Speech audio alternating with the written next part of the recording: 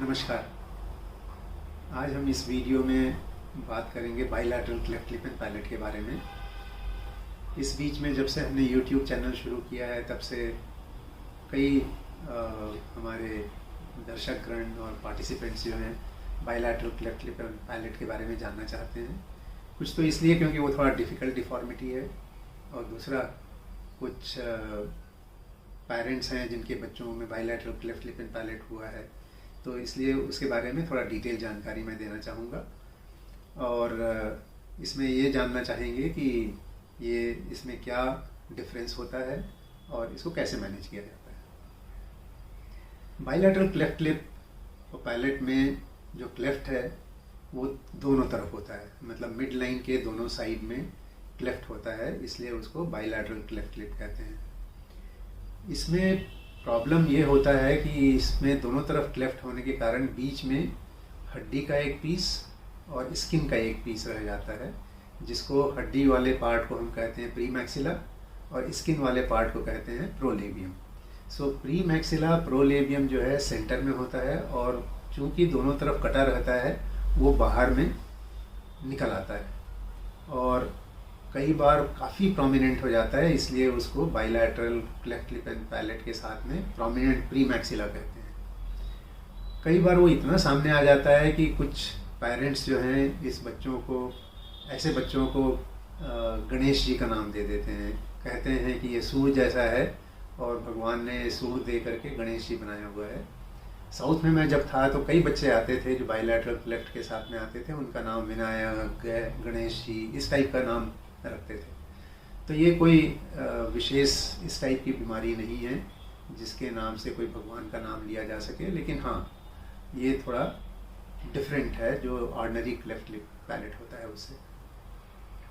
अब इसमें क्या चैलेंजेस होते हैं, क्या प्रॉब्लम होते हैं जो डिफरेंट होता है यूनिलैटरल क्लेफ्ट लिप से। एक तो है जो हड्डी और स्किन का मांस प्रीमैक्सिला प्रोलेबियम जो है सामने बहुत प्रोमिनेंट हो जाता है, तो ऑपरेशन में बहुत मुश्किल होती है। दूसरा, शुरू में फीडिंग में प्रॉब्लम होती है क्योंकि हड्डी जो है वो बोन जो है वो बॉटल के बीच में आता है और जो निपल है वो अंदर नहीं जाता है।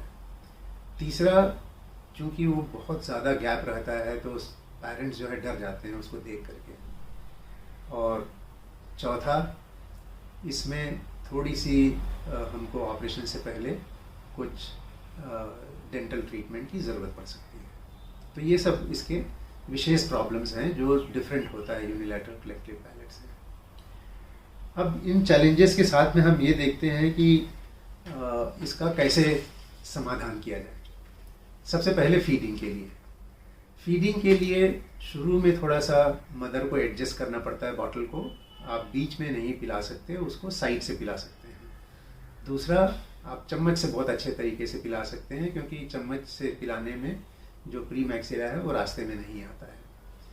शुरू में 1-2 दिन थोड़ी मुश्किल होती है एडजस्ट होने में, उसके बाद फिर पेरेंट्स जो है मदर जो है एडजस्ट हो जाती है और उसके बाद फिर बराबर फीडिंग दे सकते हैं जैसे दूसरे क्लेफ्ट पैलेट को देते हैं। तो ये हुआ फीडिंग के बारे में। दूसरा जो है ऑपरेशन के बारे में। यदि हड्डी बहुत ज़्यादा प्रीमैक्सिला बहुत सामने है तो ऑपरेशन में थोड़ी मुश्किल होती है, इसलिए आजकल हम नेज़ो एलियोलर मोल्डिंग के जरिए उस प्रीमैक्सिला को पीछे भेज सकते हैं। उससे क्या होता है कि क्योंकि वो पीछे चला जाता है तो दोनों तरफ के क्लेफ्ट को बीच में ला के ऑपरेट करने में इजी हो जाता है। तो उसको बोलते हैं नैम, नेज़ो एलियोलर मोल्डिंग, जो 2 हफ्ते की उम्र से शुरू करते हैं और 3-4 महीने तक के चलता है। और जो ऑर्थोडोंटिक हैं वो बता देते हैं कि कब वो कंप्लीट हो गया, उसके बाद फिर ऑपरेशन कर सकते हैं। जहाँ पर नैम की फैसिलिटी नहीं है वहाँ भी बिना नैम के भी ऑपरेशन किया जा सकता है। सर्जन थोड़ा स्किल होना चाहिए, उसको एक्सपीरियंस होना चाहिए, और वो जो है बिना नैम के भी यदि प्रोमिनेंट प्रीमैक्सिला है तो उसके ऊपर दोनों तरफ के लिप को एक साथ रिपेयर कर सकते हैं। उसके बाद फिर इस सिचुएशन में चूंकि हड्डी बहुत बाहर है तो नाक बहुत ज़्यादा ख़राब रहता है और उसमें जो कॉलुमेला है, जो मिडिल का जो पर्दा होता है नाक का, वो ठीक से बना नहीं होता है। तो ऑपरेशन के बाद में इसको बनाने के लिए हो सकता है 2-3 साल की उम्र के बाद इसका इसकी सर्जरी करनी पड़ सकती है। तो बाइलैटरल क्लेफ्ट में एक तो नैम कर सकते हैं, नेज़ोरियल और मोल्डिंग कर सकते हैं ताकि इस ऑपरेशन ईजी हो जाए। उसके बाद फिर दोनों तरफ लिप का रिपेयर कर सकते हैं और 2-3 साल की उम्र में फिर नाक को थोड़ा बढ़ाया जा सकता है। जहाँ तक कि तालू का ऑपरेशन है, तालू के ऑपरेशन में कोई फ़र्क नहीं है, जैसे दूसरे तालू का ऑपरेशन होता है वैसे किया जाता है। केवल ये फ़र्क होता है कि चूँकि दोनों तरफ क्लेफ्ट है, सामने में थोड़ा टिश्यू कम होती है, तो कई बार ऐसे बच्चों में छोटा सा छेद रह जाता है, वो भी दांत के आसपास या दांत के पीछे छोटा सा छेद रह जाता है, जो यूजुअली एसिम्प्टोमेटिक होता है। बच्चे उससे एडजस्ट हो जाते हैं और उस छेद के कारण स्पीच में कोई फ़र्क नहीं पड़ता है, इसलिए उसके बारे में बहुत ज़्यादा चिंता करने की ज़रूरत नहीं है और जैसा समय होगा सर्जन देख करके उसका ऑपरेशन कर सकते हैं। इसमें हालांकि जैसे मैंने बताया कि वो बहुत अच्छा नहीं दिखता है, खराबी होती है और बड़ा अजीब सा दिखता है बच्चा, लोग डर जाते हैं, लेकिन इसमें एक फ़ायदे की भी चीज़ है, क्योंकि डिफेक्ट जो है दोनों तरफ होता है, बाइलैटरल होता है तो दोनों तरफ सिमेट्रिकल डिफेक्ट होता है। Most of the time symmetrical defect होता है, कई बार वो एसिमेट्रिकल डिफेक्ट होता है, किसी तरफ कम क्लेफ्ट होता है, किसी तरफ ज़्यादा होता है, बट कॉमनली सिमेट्रिकल डिफेक्ट होता है। सिमेट्रिकल डिफेक्ट होने में क्या होता है कि आपको जो डिफॉर्मिटी है सिमेट्रिकल होने से बहुत ज़्यादा ख़राब नहीं दिखता है। तो कई बार हम कहते हैं कि it is blessing in disguise, कि दोनों तरफ डिफेक्ट है इसलिए वो सिमेट्रिकल होगा और एंड रिजल्ट में सिमेट्री अच्छी रहती है। यदि ठीक से ऑपरेशन किया जाए तो उसका रिजल्ट काफ़ी अच्छा होता है। इसमें एक चीज़ और बताना चाहूँगा कि कई सर्जन जो हैं इसको दोनों तरफ एक साथ नहीं कर पाते हैं, तो उसमें दूसरा तरीका हो सकता है कि एक के बाद एक किया जा सके 6 महीने के गैप पे, और इसको करने से भी ऑपरेशन का रिजल्ट अच्छा होता है। लेकिन मैं पर्सनली प्रेफर करता हूँ कि दोनों तरफ का ऑपरेशन एक साथ हो जाए, क्योंकि एक साथ करने से सिमेट्री अच्छे से दे सकते हैं और रिजल्ट ज़्यादा अच्छा आता है।